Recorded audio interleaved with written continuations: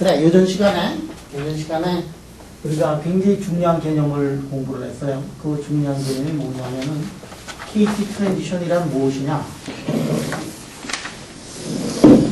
하는 거를 우리가 이제 공부를 했단 말이에요. 그래서 여기에 지금 볼텍스하고 여기 엔티볼텍스가 있다. 이 차원에서. 그러면은 이 두 개가 플러스하고 마이너스가 되면은 이게 어트랙티브 포스가 작용을 해서 포텐셜이 무엇에 비례하느냐면 로가리즘이 R에 이렇게 비례하고 그 다음에 포스는 어떻게 되느냐면 포스는 R분의 1에 이렇게 비례하는 그런 모양을 합니다. 자, 두 개 사이에 포스를 보면 이 포스가 어떤 포스가 되느냐면 이제 이런 포스가 될 거예요. 포스. 그래서 둘이 이제 어떻게 되느냐면 한 놈이 여기 있고 다른 놈이 여기 있으면 볼텍스가 여기 있고 안티볼텍스가 있으면 미끄럼을 타가지고 이렇게 내려오게 됩니다. 그러니까 두 개가 볼텍스하고 엔티볼텍스가 서로 이렇게 잡아다녀가지고 서로 어트랙티브 포스가 작용을 하니까 에널레이션을 이렇게 하게 되는데, 그러니까 T=0에서는 볼텍스하고 엔티볼텍스가 이렇게 생겨나지 않는다. 왜냐하면은 두 개가 이제 서로 이제 잡아다니니까 잡아다녀가지고 플러스하고 마이너스하고 합쳐지면은 결국에 가서 빵이 돼가지고 볼텍스가 이제 없는 게 그라운드 스테이트예요. 근데 이제 온도가 올라가면 어떻게 되느냐 하면은 거기에다가 스핀 웨이브가 생겨나고 그 다음에 온도가 올라가면은 서로 미는 힘이 강해지는 거하고 똑같아요. 온도가 그러면은 올라가면은 서로 격렬하게 운동을 한다는 얘기는 멀어지는 거하고 마찬가지가 되고, 그래서 온도가 올라가면은 이 둘 사이의 거리가 이제 점점 이제 멀어지게 되더라. 그럼에도 불구하고 볼텍스하고 엔티볼텍스만 있으면은 암만 온도가 올라가더라도 둘 사이에는 항상 어트랙티브 포스가 작용을 하고 두 개를 이렇게 끊어내는데 드는 에너지가 얼마가 되느냐 하면 인피니티가 돼가지고 볼텍스하고 엔티볼텍스를 끊어내려면 인피니티 템퍼레처가 든다, 이런 얘기를 했었어요. 그런데 자연에는 볼텍스하고 엔티볼텍스가 이렇게 있을 때 둘만 있는 게 아니라 이 차원에서는 볼텍스, 엔티볼텍스가 계속해서 많이 나타나고, 여기 지금 볼텍스하고 엔티볼텍스가 있으면 둘 사이가 멀어지면 멀어질수록 이제 에너지가 높아지고, 그러면은 이게 무한대의 에너지가 들긴 하지만 이놈의 볼텍스가 이쪽 저쪽에 다른 볼텍스들이 이제 만들어진다 그랬어요. 이런 볼텍스, 이렇게 볼텍스 페어들이 이것저것에서 계속 만들어지게 되면 어떻게 되느냐 하면 플러스하고 마이너스 사이에 다른 놈들이 있기 때문에 둘 사이의 인터랙션이 이펙티브하게 이제 줄어들어가지고 두 개가 어느 정도 떨어지면은 완전히 남남이 되는 거하고 똑같다, 그런 얘기를 했었어요. 그거를 뭐라고 얘기를 했느냐 하면 다이렉트릭 이펙트라고 이렇게 얘기를 했어요. 그래서 두 개만 있을 때, 볼텍스, 엔티볼텍스 요것만 있을 때는 두 개를 끊어내는 게 불가능하지만 세상의 온도를 누르면은 볼텍스, 엔티볼텍스 페어들이 계속해서 만들어질 거고, 그래서 둘 사이의 인터랙션이 이펙티브하게 둘 사이의 포스가 제로가 되는 그러한 거리가 있을 거다 라고 이렇게 얘기를 했었어요. 그래서 둘 사이가 이렇게 끊어지면은 그 온도가 무슨 온도가 되느냐 하면 KT 트랜지션이고, KT 트랜지션 온도에 대해서 우리가 유도를 했었어요. 약식으로 유도를 했고 정식으로 리노멀리제이션 그룹 어프로치를 가지고서 유도를 하진 않았는데, 리노멀리제이션 어프로치에 관해서는 코셀레스하고 사우네스가 계산한 방법이 하나가 있고, 그 다음에 호세 아저씨가 호세인데 그 조셉이라고 이렇게 쓴다 뭐 그렇게, 그 사람들은 발음을 J자를 안 하나 뭐 그래서 호세 아저씨가 지금 얘기한 건 틀릴 수도 있어요. 호세 스펠링이 내가 정확하게 기억이 안 나. HOSE가 아니야. 왜냐하면 묵음이 있는가 뭐 그래서 JOH인가 뭐 이렇게 해요. 호세 아저씨가 계산한 그런 방법이 있다. 그래서 RG 플로 다이어그램을 우리가 그려가지고 이것들을 계산하는 방법이 있고 있어요. 그래서 이 방법은 언젠가 한번 내가 이제 여러분들한테 유도를 해주겠다 하는 얘기를 했었어요. 그래서 KT 트랜지션이 뭐고, 그래서 이제 했는데, KT 트랜지션의 아주 깊은 거 같은 것들은, 그것도 얘기하면 아마 무지무지하게 재미날 것 같은데. 재본이 그거 다 봤지? 비디오에서 다 봤지? 내가 계산하는 거 이런 거, 알지브라 다이어그램 같은 거. 자, 그래서 요전 시간에 KT 트랜지션에 대해서 우리가 공부를 했는데, 그러면 이번 시간에는 뭐를 하느냐면 타입 스포크 닥터에 대해서 좀 더 이제 공부를 하려고 그러는데, 이 틴캄에 쓴 거를 이렇게 쭉 읽어보면은 그렇게 쉽지가 않을 거예요. 왜냐하면 생략한 게 많아서. 그래서 오늘 하고 있는 거는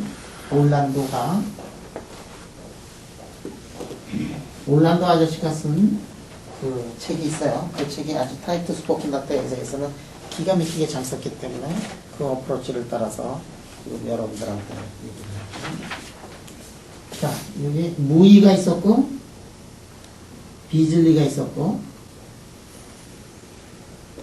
올란도 이 세 사람의 실험 물리학자가 띵필름에서 어떻게 해서 이 KT 트랜지션이 나타날 수 있느냐 하는 것들을 여러분들한테 이제 띵필름에서 무이, 올란도, 비즐리가 그래서 그거를 처음으로 한 다음에 이제 스포크 닥티비티에서 KT 트랜지션이라든지 관련된 하나의 학문의 필드가 나타나가지고 그래서 1980년대가 그래서 그걸로 이제 장식을 했다 그랬고 1990년대로 넘어가면서 마그네틱 필드를 걸어졌을 때 일어나고 있는 KT 트랜지션의 변화 그거를 이제 얘기를 했었고 1990년대가 넘어가면서 그러니까 fully frustrated 된 XY 모델이라든지 그렇지 않으면은 이제 마그네틱 필드를 구한 거고 마그네틱 필드를 그 다음에 거기에다가 조셉슨 정천들을 만들어 가지고 KT 트랜지션 공부하는 거에 관한 얘기를 했었고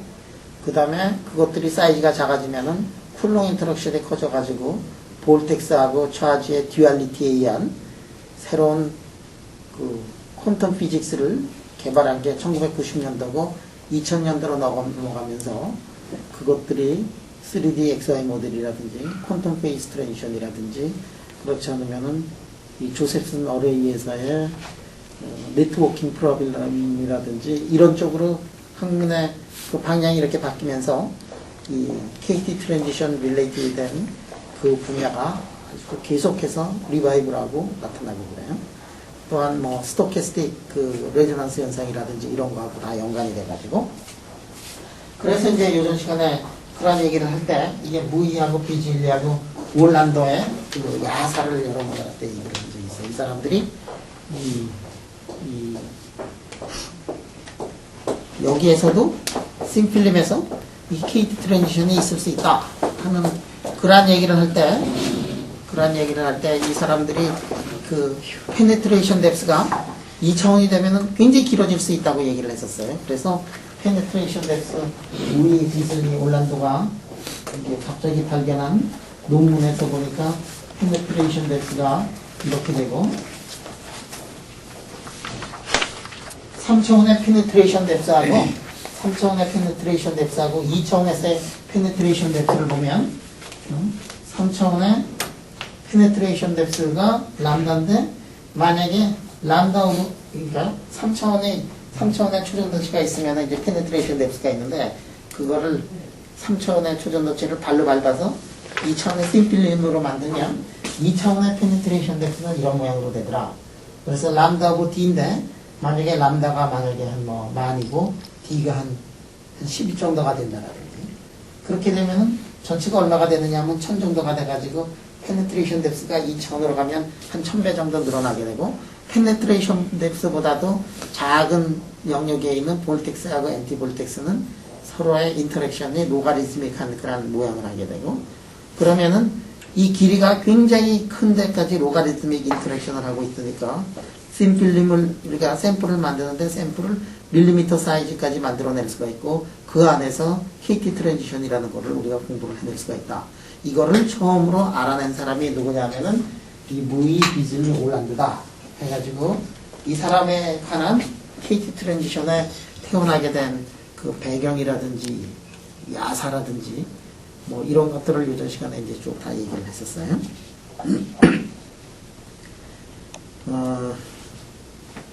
이 세 사람이 각자 굉장히 아주 큰 인물로 자라나가지고 이 비즐리 아주 굉장히 큰 인물로 이게 자라났지. 그치? 비즐리 본 사람? 언제 봤지? 올해 왔었는데. 올해 왔었지. 이번 학기에. 네. 이 비즐리가 네, 와가지고 네. 포항공대에서 이제 강연했지. 응? 기억나지? 이게 뭐 내가 이 돈 쓴 보람이 있네. 이게 이 아저씨 초청하는 걸 내가 포항공대까지 모셔오느라고. 응?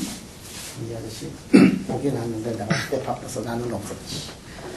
비즐리 이 사람이 무지무지하게 일을 많이 하고 훌륭한 사람이고. 그리고 비즐리, 스탠포드 있고. 올란도도 일을 꽤 많이 했는데, 올란도가 그 후에 얼마나 큰 일을 했는지는 내가 확실히 잘 모르지만, 올란도가 쓴 책이 있지, 그지? 우리가 그거 가지고서 요즘에 한 학기 동안 볼텍스가 뭐냐에 대해서, 볼텍스만 가지고서 이제 한 학기를 공부를 했었는데, 그때 이제 올란도 책을 가지고서 이제 공부를 했어요. 이 무이라는 사람도 이제 대단한 사람이에요. 무이라는 사람은 어느 나라 사람이냐면 네덜란드 사람이에요. 그래서 이제 무이가 네덜란드로 돌아가니까 이 나라가 아주 크면은 그렇지 않은데 나라가 아주 크지 않은 경우에는 이게 나라에서 사람을 딱 보고 이 분야에 이렇게 훌륭한 사람이 있구나. 모든 분야는 못하니까. 그래서 무이를 딱 잡고서 무이에 대해서 이제 집중적으로 지원을 하기 시작했어요.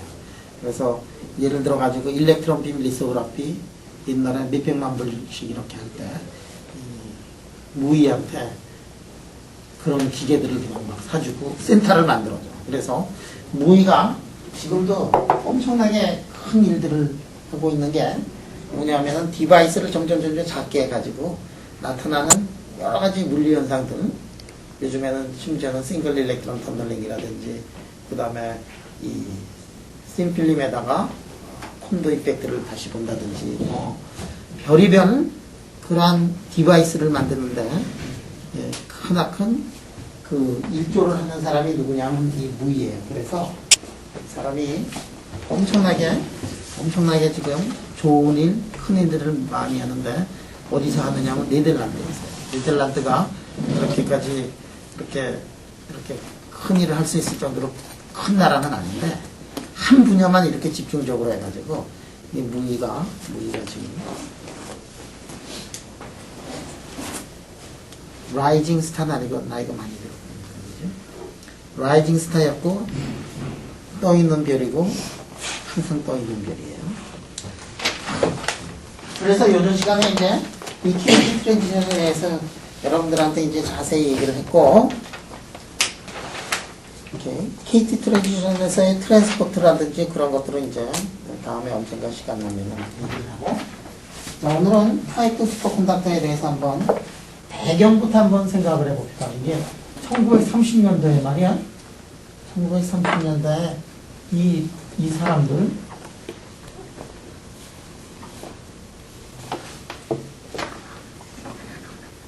이 사람이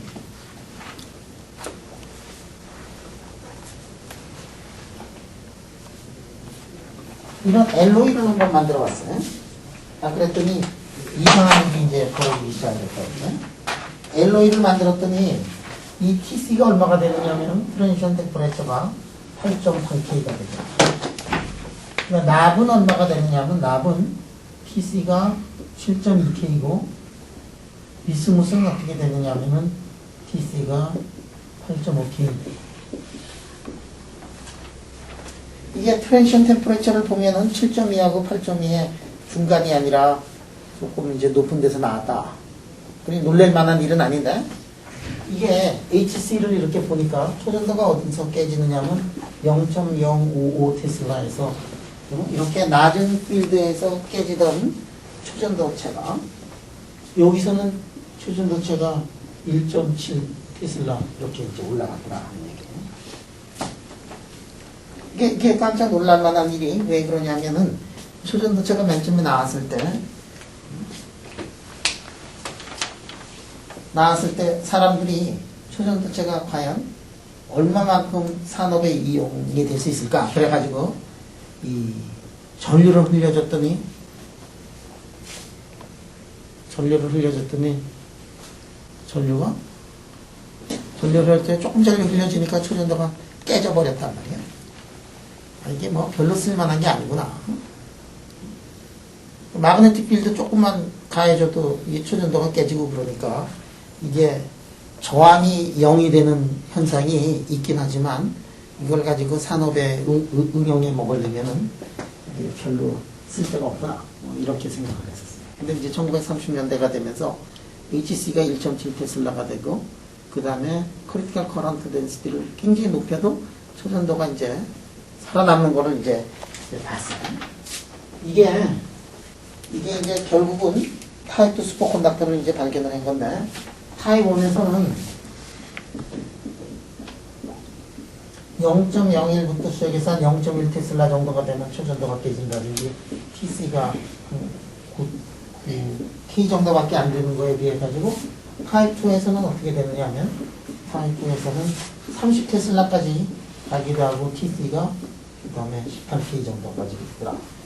물론 이 최근에 나온 여기서는 어떻게 되냐면 100이거나 200 테슬라까지 올라가더라도 이 초전도체가 이제 깨지지 않는 것들을 이제 발견을 했죠.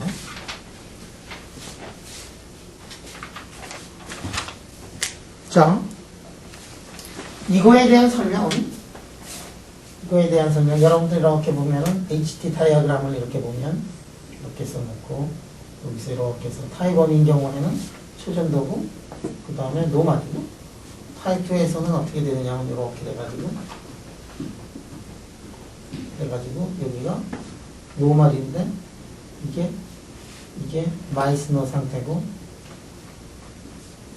여기가 그 다음에 볼텍스 상태고 여기가 HC1이고 여기가 이제 HC2다. 이렇게 되는 거를 이제 알고 있어요. 그런데 이제 이쪽 라인이 이쪽 라인에 비해 가지고 엄청나게 높아지더라 하는 게 그거죠. 자, 그래서 이 현상을 처음으로 설명한 게 1957년도에 아브리코소프예요.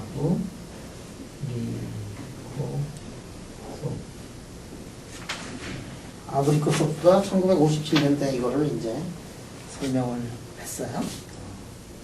그래가지고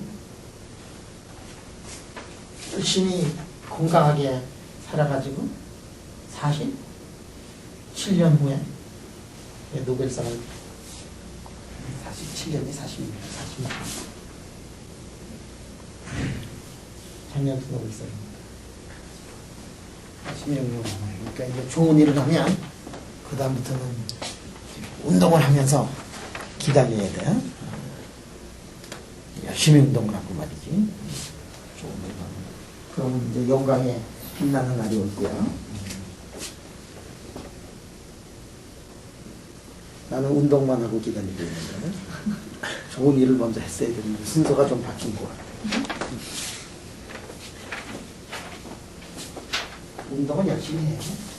자, 여러분들 말이야, 여기에다가 초전도체에다가 이렇게 초전도체 놓고서 여기다가 이렇게 초전도체 놓고서 여기다가 쇠가루는 이제 굉장히 그 이베포레이션 온도가 크니까 그 다음에 니클이라든지 틴이라든지 뭐 이런 틴인가 니클을 이렇게 해가지고 이베포레이션을 하면 여기다가 이렇게 붙잖아. 붙는데 어떻게 그거를 붙은 거를 위해서 사진을 찍어보면 어떻게 되어 있냐면은 그 모양이 이런 식으로 되는 거를 이제 많이 본 적이 있을 거예요.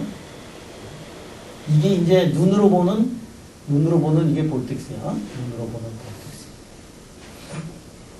그래서 그 키틀 책에도 나와 있지만 여러분들이 이제 눈으로 보는 볼텍스 이게 이제 볼텍스예요. 이게 육각형 아니 삼각형으로 쭉 돼가지고 나와 있는 이게 눈으로 보는 볼텍스야. 그지? 눈으로 보는 볼텍스인데, 이거 맨 처음에 이거 찍었을 때 사람들이 그냥 까무러치게 놀랬었지. 아, 볼텍스를 눈으로 볼 수 있구나. 응? 이 눈으로 볼 수 있는 게 뭐냐면은, 이게 하얀 부분이 지금 니켈 가루가 가서 붙어 있는 거거든. 그래서 이베포레이션을 하면은, 마그네틱 필드를 걸어주고서 이베포레이션을 하면은, 거기에 이 마그네틱 파티클이 어디에 붙으냐면은, 마그네틱 필드 있는 부분에 이제 몰려가지고 이런 것들이 이제 나타나더라 하는 얘기예요. 그래서 지금도 이걸 가지고서 논문들을 사람들이 상당히 많이 써. 여러분들이 누구지? 여기에 왔었던, 얼마 전에 왔었던 추요시 타메가이 아저씨. 어느 대학교 교수지? 동경대. 동경대지. 동경대 타메가이 아저씨가 말이야. 와서 2시간 동안 강연을 할 때 자기가 어떻게 해서 이거를 하느냐. 그래가지고 요즘에도 이제 그 아저씨 논문 내고 그러는 게 이베프레이션에서 이거 만들어가지고 볼텍스 인터랙션 에너지라든지 이런 것들 계산을 해가지고 논문 내고 있거든. 자, 최근에는 히다치에 있는 그 아저씨 이름이 뭐더라? 히다치에 있는 아저씨가 이거를 마그네틱 파티클을 여기다가 해주질 않고 그냥 일렉트론을 쏴가지고 볼텍스들을 눈으로 볼 수 있는 시스템을 구현을 했어요. 그래서 이제 구현한 지는 한 10년이 되지만 하여간에 그동안에 엄청나게 그 일을 많이 해서 볼텍스가 움직이는 게 눈으로 보이니까 엄청난 일이지. 그래서 지금 일본에서는 어떤 거를 하느냐면 일본에서는 잘하는 사람이 있으면 그 사람을 상을 받게 하기 위해 가지고 한 사람한테 이렇게 엄청나게 이게 몰아주는데 그 아저씨가 이 마그네틱 파티클을 해주질 않고 그냥 볼텍스들을 눈으로 볼 수 있는 아라노프 보험 이펙트를 이용해서 눈으로 볼 수 있는 그런 시스템을 만들고 그 사람도 히다치에서 굉장히 그거를 이제 푸시를 하는 게 마그네틱 볼텍스를 볼 수 있는 그러한 시스템을 만들었기 때문에 이거는 마그네틱 볼텍스만 보는 게 아니라 마그네틱 필드가 있으면은 그 주위에서 어떤 일들이 벌어지나 하는 거를 눈으로 직접 볼 수 있기 때문에 여러분들이 여태까지 보고 있는 것들은 뭐냐면은 일렉트론을 줘가지고 본다든지 그렇지 않으면 뉴트론을 때려서 본다든지 빛으로 본다든지 이렇게 해서 보는데 그렇게 보는 것들은 다 뭐냐면 차지를 보고 있는 거예요. 차지를 보고 있고. 그런데 마그네틱 필드를 눈으로 이렇게 볼 수 있다는 것은 이게 획기적인 사실이기 때문에 히다치에서 그 기계를 만드는데 엄청난 투자를 하고 있고 이 아저씨를 노벨상을 받게 하기 위해서 마쿠 공작을 하고 있어요. 일본에서 그런 사람을 몇 명을 이렇게 셀렉션을 해가지고 그 사람들을 이제 서포트하고 있는데 그 중에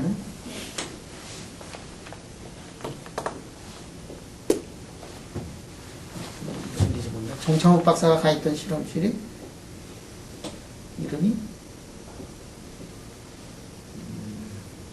뭐라?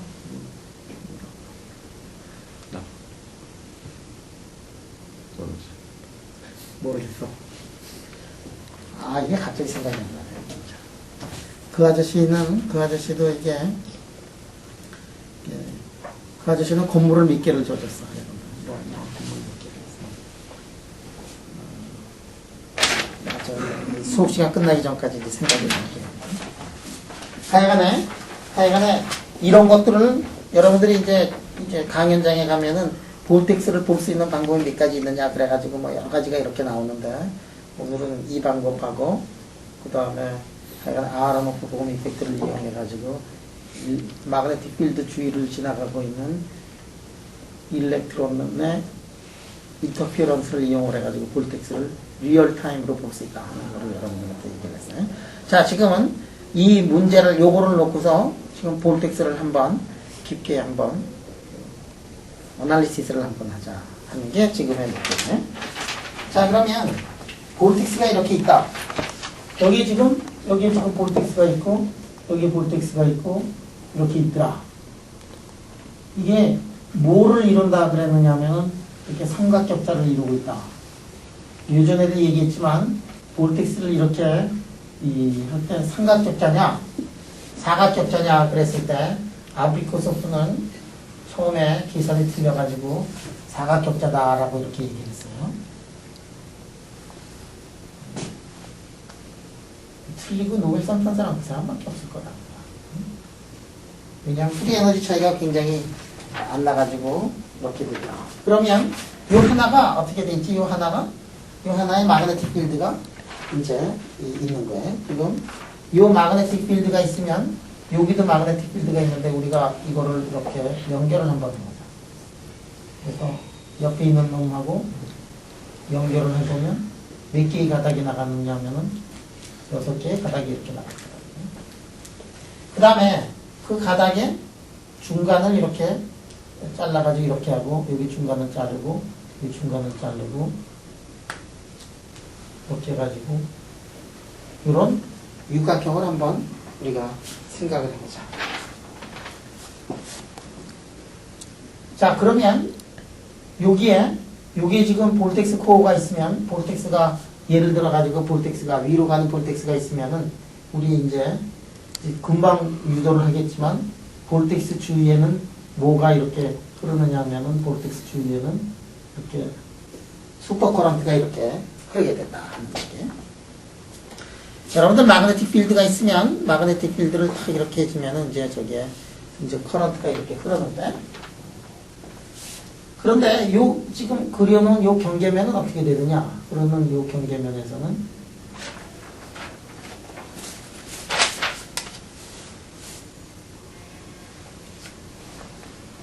맞아요? 네네. 네네, 안녕하세요. 짧게.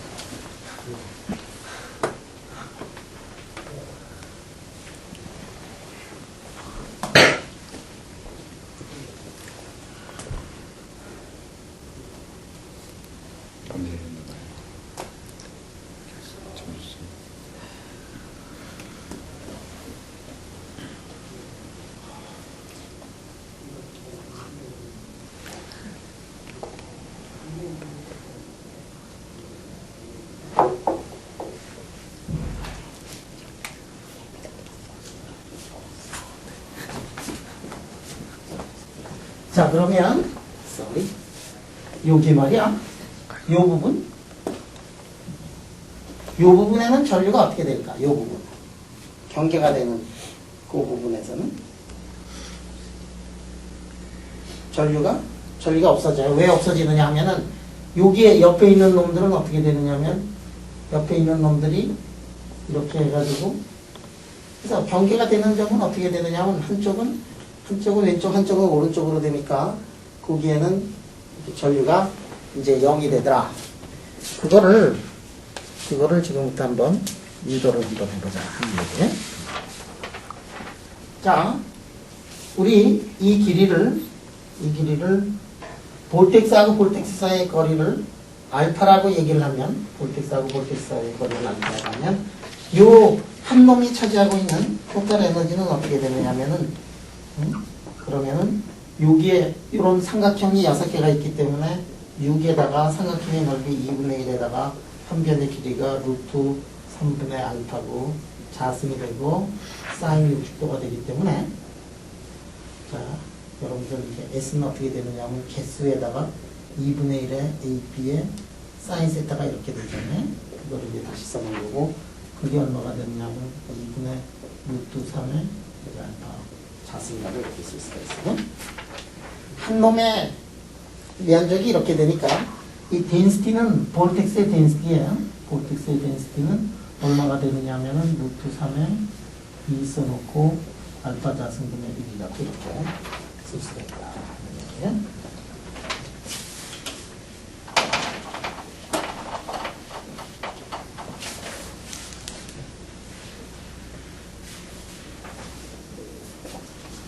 자, 그러면 그러면 우리가 B라는 거는 뭐냐?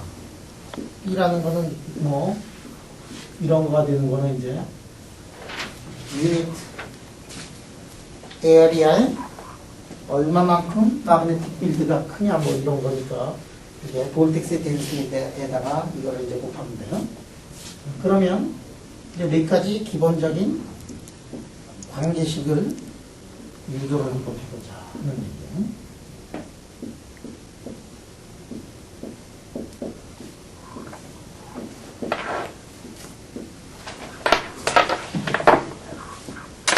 자, 이제 첫 번째가 뭐냐면, 첫 번째가 여기 말이야. 요 안을 통과하고 있는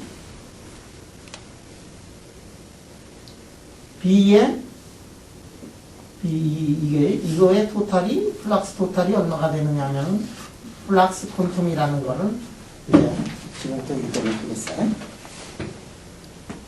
첫 번째 유도를 하려고 하는 게 이거고, 두 번째 유도를 하는 게, 그러면은 볼텍스가 이렇게 있으면은, 거기 이제 슈퍼커런트가 그 안에서 이렇게 흐른다 그러는데, 이 슈퍼커런트가 속도가 말이에요. 속도가 R분의 1이 되고, R이 0으로 가면은 속도가 얼마가 되느냐 하면 인피니티가 되고, 그러면은, 이게, 여기 슈퍼커런트가 그 아래서, 슈퍼커런트의 속도가 인피니티가 되면은, 에너지가 인피니티가 돼가지고, 초전도가 깨진다.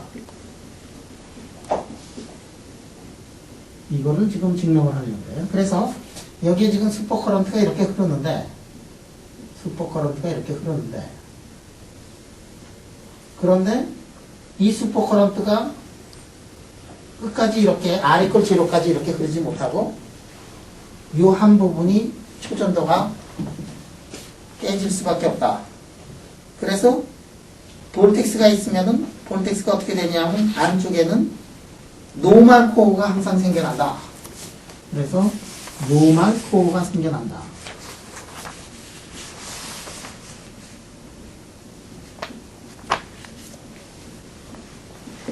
볼텍스에 노멀 코어가 생겨난다. 자, 볼텍스에 노멀 코어가 생겨난다. 그러면 노멀 코어의 사이즈가 얼마가 되느냐? 노멀 코어의 사이즈가 그 사이즈를 우리가 코어런스 랭스라고 하자.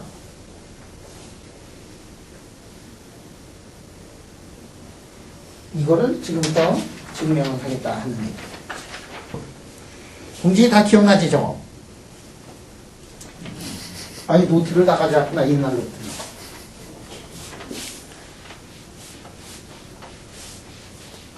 자, 그거를 지금부터 한번 증명을 해보자 하는 얘기예요.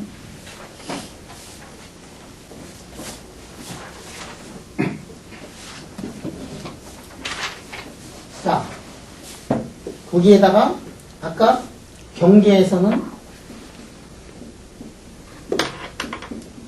슈퍼커런트가 제로가 된다 그랬는데 과연 경계에서 슈퍼커런트가 제로가 되는가 하는 것도 한번 유도를 한번 해보자 하는 얘기예요.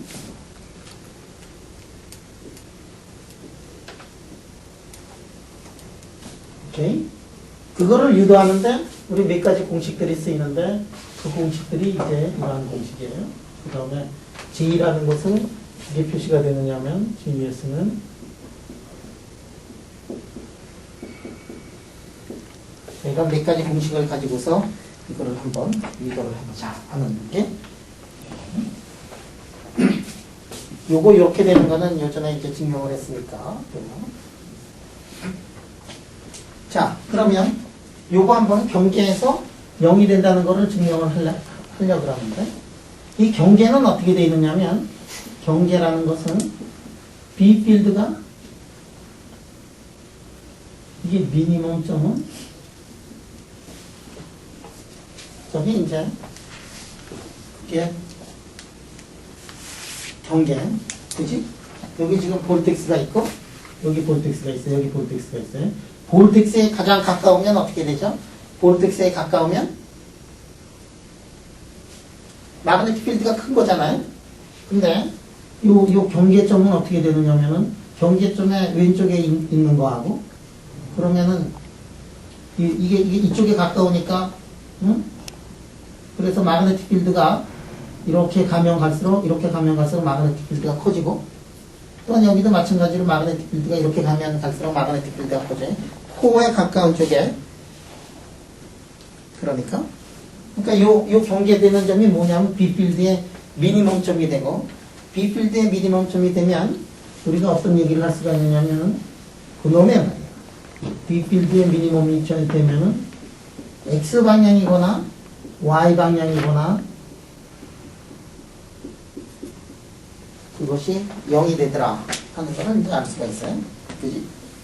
자, 그러면 JS는 어떻게 되느냐? JS는 μ0분의 1에다가 펄T가 되니까 이거는 이제 제로가 돼요. 그래서 경계에서는 어떻게 되느냐면은 경계에서는 크리티컬 커런트 덴시티가 이제 제로가 된다 하는 것들을 알 수가 있다.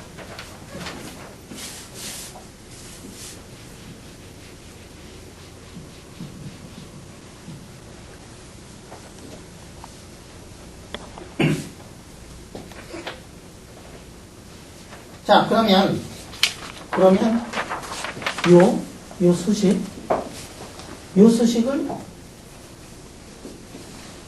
여기다가 한번 육각형 말이지, 여기다가 적용을 하죠.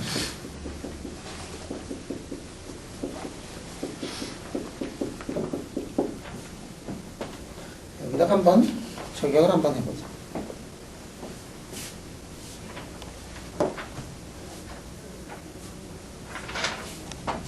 이게 잘 있는데, 이게.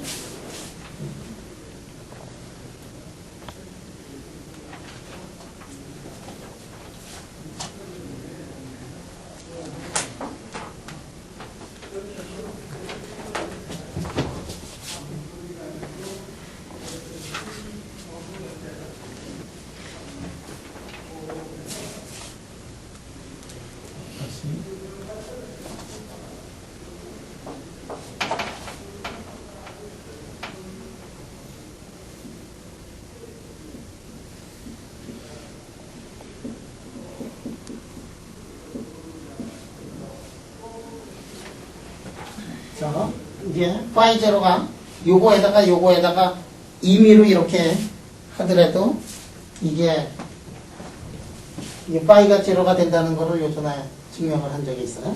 그래서 지금 뭐냐면은 요게 이렇게 된다는 거를 한번 증명을 해보자는데, 자, 요 칸토에 대해 가지고 우리가 저 공식을 쓰면 이렇게 써놓고서 DS에다가 DL에다가 플러스하기를 BDS라고 이렇게 쓸 수가 있는데, 이 부분이 이제 제로가 돼요.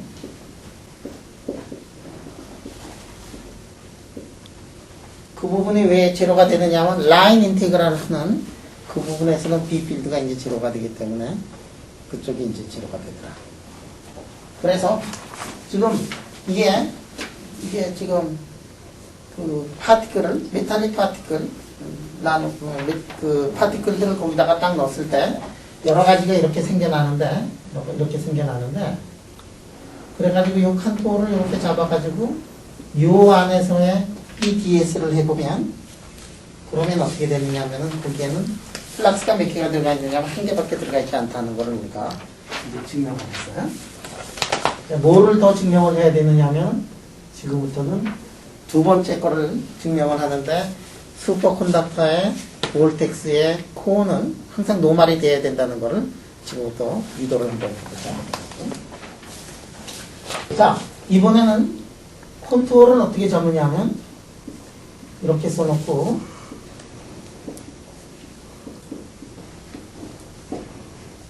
콘투어를 말이지, 콘투어를 R 0으로 가게 잡아. 여기 하나가 있으면은 이걸 임의로 이렇게 잡아도 똑같지만 이거를 이제 점점 작게 만들어 가지고 콘투어를 이거를 작게 만든다.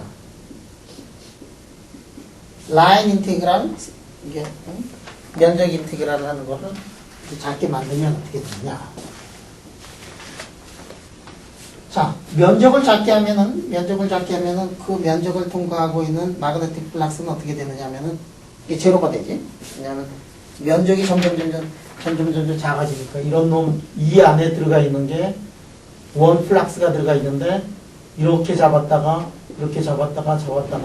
그래서 한 점으로 이렇게 잡아버리면은 요거를 통과하는 놈은 제로가 될 거예요. 전체는 원 플락스 퀀텀이지만 그래서 작게 하면 어떻게 되느냐 하면은 이 부분이 이제 제로가 될 거라.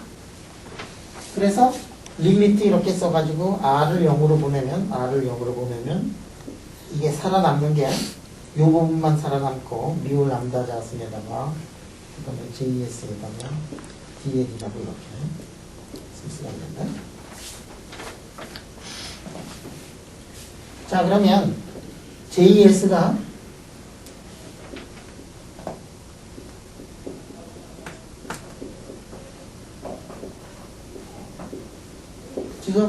지금 그 쇳가루가 뿌려져 있는 그 주위로 지금 콘토를 잡는데 콘토를 무지무지하게 작게 잡았어요. 그럼 만약에 슈퍼커런트가 흐른다 그러면은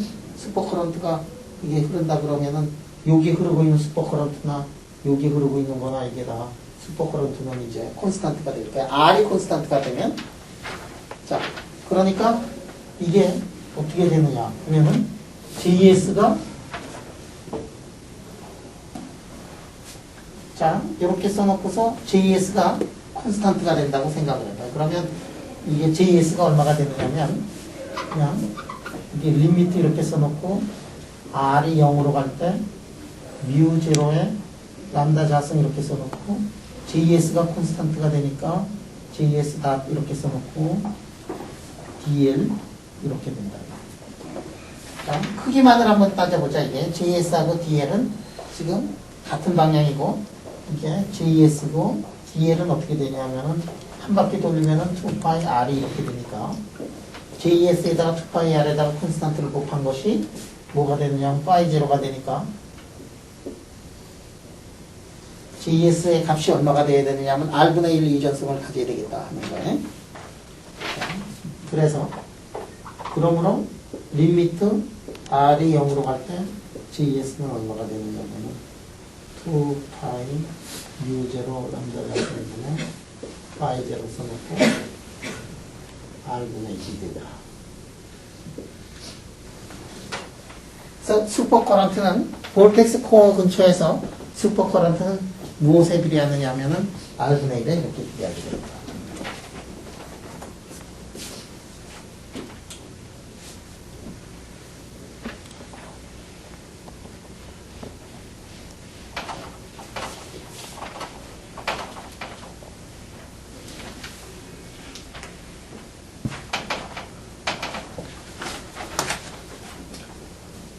자, 그러면 여기 지금 볼텍스에 코어가 있는데, 하여간에 그 주위에는 뭐가 흐르느냐 하면은 슈퍼커런트가 흐르고 있다. 슈퍼커런트가 흐르고 있는데, 슈퍼커런트는 이 모양이 어떻게 되느냐 하면은 이게 R이 작을 때, R이 하여간에 이게 작을 때, 뭐보다 작을 때는 지금 얘기 안 했어요. 하여간에 코어 근처로 어프로치 할 때는 이 크리티컬 커런트 덴시티가 이게 JS가 슈퍼커런트가 어떻게 되느냐 하면은 R분의 1에 비례하는 그런 모양을 하고 있다는 얘기예요. 그러니까 멀어지면은 R분의 1 의존성을 가지고 있지 않지만 가까이 있을 때는 R분의 1 의존성을 이제 가지고 있어요. 근데 이게 어디까지 이게 성립이 될 거냐? R이 작다 그랬는데 어디까지 성립이 될 거냐? 그러면 R이 0으로 가면 어떻게 되지? 이게 J라는 게 뭐죠? 커런트 덴시티야, 커런트라는 것은 뭐냐면은, N2에다가 뭐 V 이런 게 커런트야. 그럼 이게 차제 커런트니까 NEV고, SA 커런트는 NMV고, 여기가 이제 캐리하는 것들의 물리량이 여기 들어가요. R이 0으로 가면은 N하고 E는 콘스탄트가 되기 때문에 이게 V가 어떻게 돼야 되느냐면 V가 무한대로 가야 되고 상대로는 V배를 해야 되고 뭐 그 정도가 아니야. V가 무한대로 가면 어떻게 되느냐 하면은 슈퍼커런트가 가지고 있는 카이네틱 에너지가 2분의 1의 가속인데 V가 무한대로 가면은 카이네틱 에너지가 무한대로 가요. 따라서 따라서 볼텍스를 하나를 만들어내는데 볼텍스를 하나 만들어내는데 무한대의 에너지가 드니까 그거 자연에서 그런 거를 허락을 할 수가 없어요. 따라서 이제 어떤 일이 벌어지느냐면 요게 만족이 되는 거는 어디까지 만족이 되느냐 하면은 R이 크시보다도 큰 경우에는 이런 것들이 만족이 되고 R이 이제 크시보다도 작으면은 J가 어떻게 되느냐면 JS가 2파이 U0 람다가 생기네. 파이 0 써놓고 이렇게 되더라.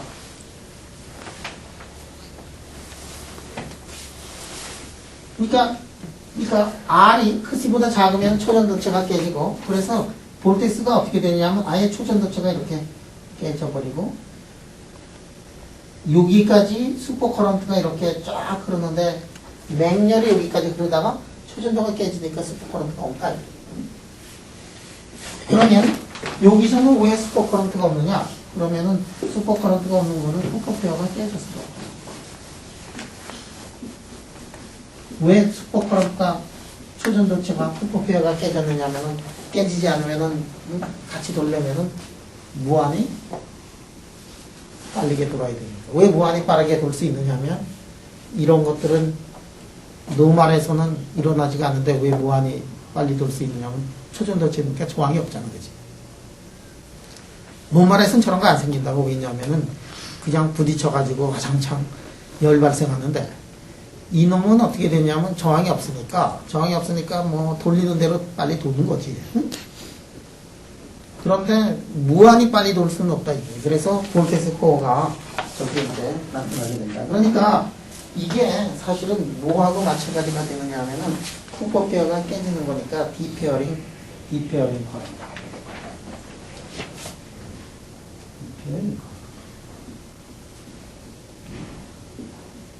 초전도가 깨지는 게 왜 깨지느냐 하면은 쿠퍼페어가 깨지기 때문에 생겨나는 거기 때문에 이게 이른바 디페어링 커런트다. 자, 그래서 우리가 아주 굉장히 중요한 사실을 알아내는데 그 사실이 뭐냐면 현상론적으로 보더라도 볼텍스 코어의 내부는 그거는 깨져 있더라. 볼텍스 코어의 내부는 이게 슈퍼 콘덕터에서 뿐만이 아니라 슈퍼 커런트에서도 마찬가지고 모든 물리량에서 마찬가지예요. R분의 1 의전성을 가지고 있는 거. 그래서 J가 R분의 1 의전성을 가지고 있으려면은 가운데가 다 깨져 있어야 돼. 이게 슈퍼컨덕터, 슈퍼커런트. 그 다음에 요거 스크루 디스로케이션 있지? 그것도 마찬가지야. 그것도 마찬가지고 R 이퀄 제로에 하여간에 모든 데서 이제 다 그렇게. 자, 그러면 슈퍼커런트의 맥시멈은 JS가 맥시멈일 때 VS가 이제 맥시멈이니까 가운데에서의 맥시멈은 어떻게 되느냐면 우리가 VS의 맥시멈이라는 것은 뭐냐면 자 N에다가 여러분들 Q에다가 NQV가 뭐냐면 커런트잖아. NQV가 커런트니까 여기다가 I0 써놓고 2파이 U0 람다 자수에다가 시그마 1 이렇게 써놓고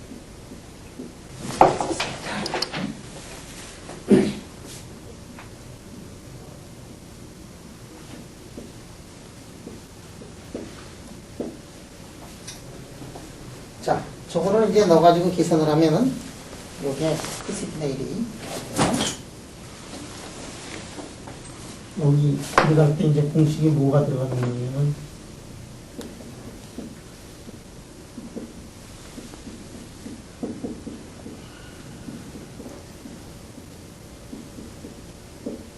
자, 그래서 저 공식을 쓰고 두 줄을 생략을 했어요. 예. 초등학교 2학년 산수야 이렇게. 응?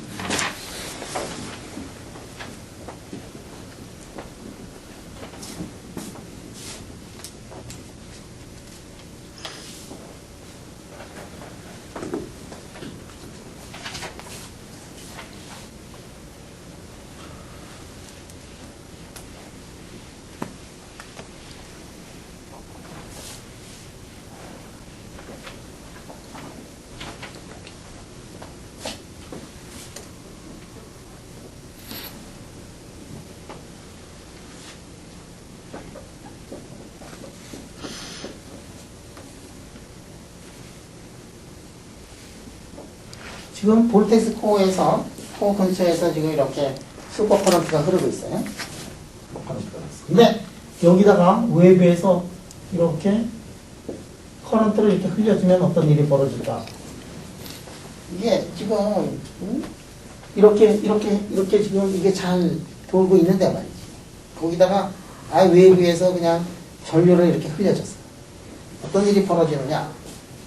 전류가 흘려주면은 그러면은 이 슈퍼 커런트 이렇게 흐르는데 말이야. 여기는 어떻게 되냐면 커런트 더해지고 여기는 이게 빠지잖아, 그지? 이게 어디에서 초전도가 먼저 깨질까? 이쪽에서 초전도가 먼저 깨질 거야, 그죠? 아, 지금 뭐 이렇게 흐르고 있는데 말이지. 그래서 초전도 깨지려고 그러는데 거기다가 외부에서 전류를 더 많이 흘려주면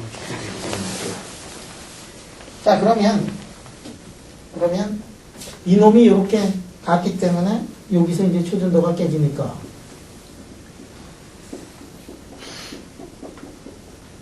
초전도가 그놈의 전류가 흘러가지고 얼마만큼 지금 에너지가 카이네틱 에너지가 바뀌었느냐 하는 거를 한번 보도록 하자 이제. 그래서 한쪽은 어떻게 되느냐면은 한쪽은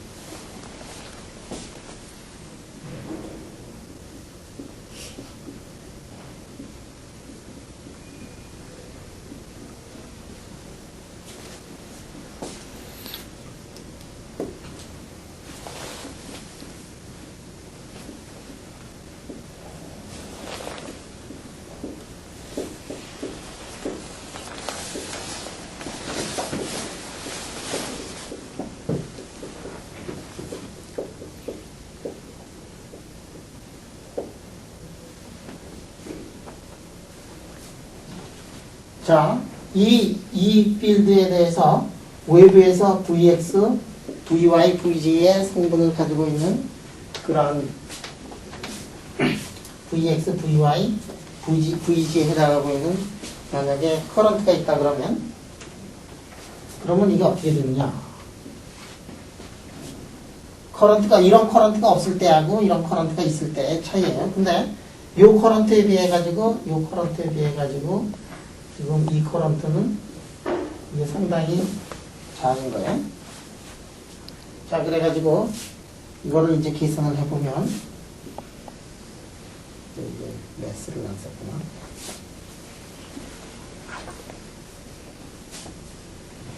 매스에다가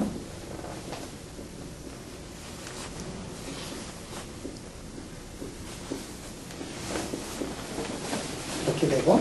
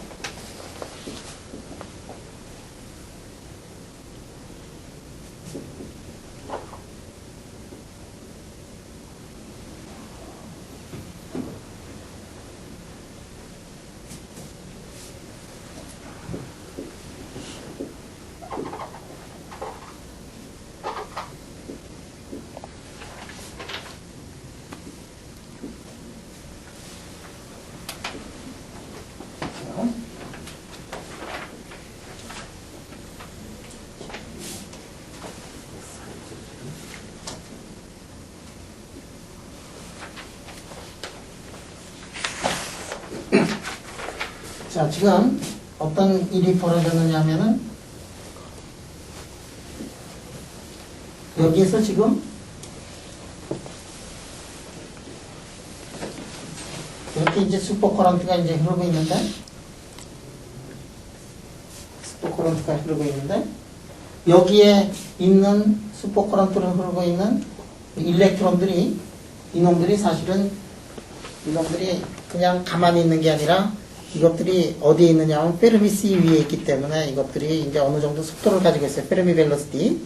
근처에서 일어나는 일들이기 때문에. 그래서 이놈들이 각각 얼마의 속도를 가지고 있느냐면 Vx, Vy, Vg만큼의 속도를 가지고 있기 때문에 그 효과까지 더해가지고 우리가 이제 계산을 해야 되겠다는 얘기예요. 그래서 그 효과까지 더 넣어가지고 이렇게 보니까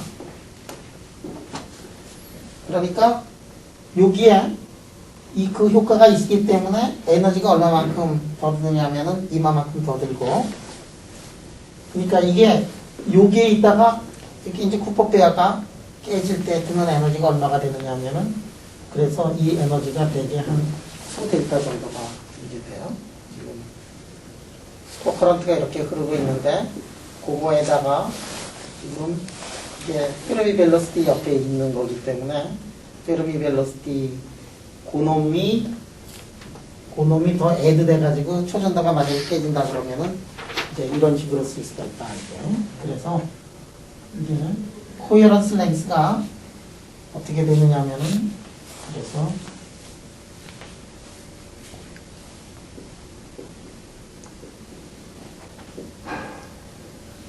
조금 전에 코헤런스 랭스 이상이 되면은 스포 커런트가 살아남고 코헤런스 랭스보다 짧으면 스포 커런트 죽는다 그랬는데 그 코헤런스 랭스가 대개 초전도체에서는 어느 정도가 되느냐면은 이 정도가 된다 하는 것을 지금 얘기를 했고 자 이렇게 얘기를 하니까 이제 생각나는 게 있을 거예요. 뭐냐면은 이게 이 초전도체 중에서도 고온 초전도체를 보면 고온 초전도체는 여러분들 다 알다시피 코헤런스 랭스가 굉장히 짧다는 것을 알고 있어요. 짧다. 코헤런스 랭스가 왜 짧으냐면은 고온 초전도체 내에서는 이 일렉트론의 홀의 차지 덴시티 있지. 그게 보통 물질보다도 오더 한 2개 정도가 작죠. 그거 알지?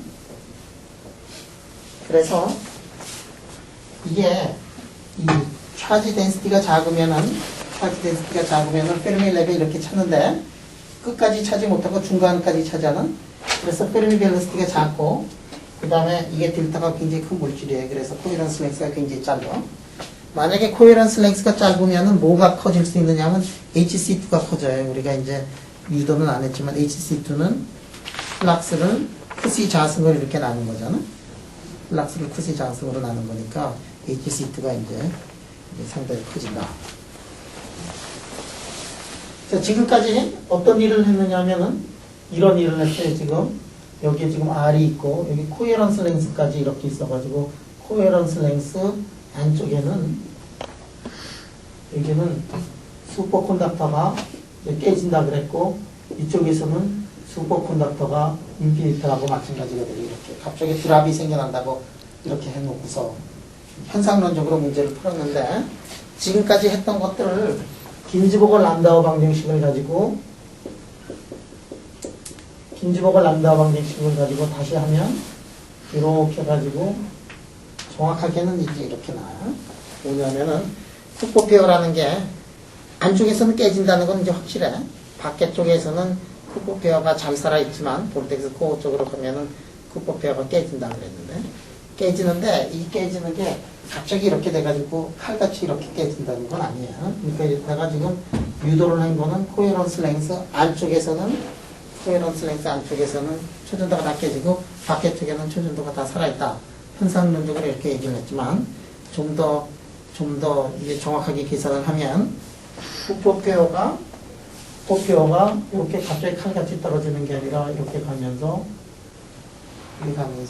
덴시티가 이게 그레디얼하게 떨어지게 돼요. 자연에서 마찬가지인데 세상의 모든 게 갑자기 이렇게 팍 떨어지고 그러면은 에너지가 굉장히 많이 들거든. 그래서 뭔가가 이제 그레디얼하게 가야 되는데 지금 내가 얘기했던 거는 그냥 여태까지 얘기하는 거는 런던 모델만 가지고 쓰고 있거든. 그런데 런던 모델은 긴즈버그 란다우 모델의 일부예요. 긴즈버그 란다우 모델에 아주 특별한 리미트 있고 긴즈버그 란다우의 프리 에너지 펑션을 가지고서 만약에 기술을 하면 여기에 이렇게 떨어진다 하는 것들을 이제 유도를 할 수가 있어요. 저거 유도하는 거 그렇게 어렵지 않으니까 여러분들 이제 굉장히 놀랄 것이 이제 많은 게 빈즈버그 란다우 방정식이겠지. 그거가 거의 그것만 가지고 세상에 페이스 트랜지션의 중요한 것들은 거의 다 이렇게 기술을 할 수가 있어요. 굉장히 간단한 현상론적인 거지만 이걸 가지고서 자연을 기술하는데 굉장히 쉽게 자연을 기술할 수 있어요. 그래서 여기까지 하고 그 다음에 다음 주 월요일 날 이제 시험을 보는데 여러분들 계속해서 1월 달부터 계속해서 아마 핑캄에 한 반 정도도 제대로 못한 것 같은데 핑캄이 워낙 그 방대한 양을 가지고 있어요. 그래서 그 1월 달에 계속해서 나갈 테니까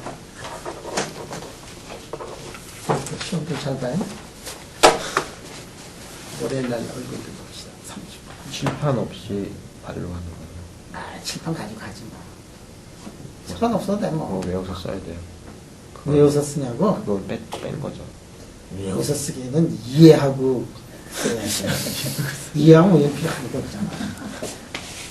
진짜 쓰는 거는 유도를 직접 해서 하는 거는 레포트로 노트 있다, 노트 있다, 뭐 이러려고. 그 레포트를 내는데 공식을 거의 유도하고 그때 뺐는데 뭐 빼자 그런 적이 하나도 없어가지고. 그 옵션 중에 벌써 다 준비하고 외운 사람들이 있으니까. 아니 누구야 대관절 아이 뭐 낮게 나오려면 뭐 무슨 짓을 하냐요. 아니 그때 외워서 그러니까 아무튼 이렇게 공식 유도 칠판에 유도하는 거는 안 한다고 하더라고요. 누가?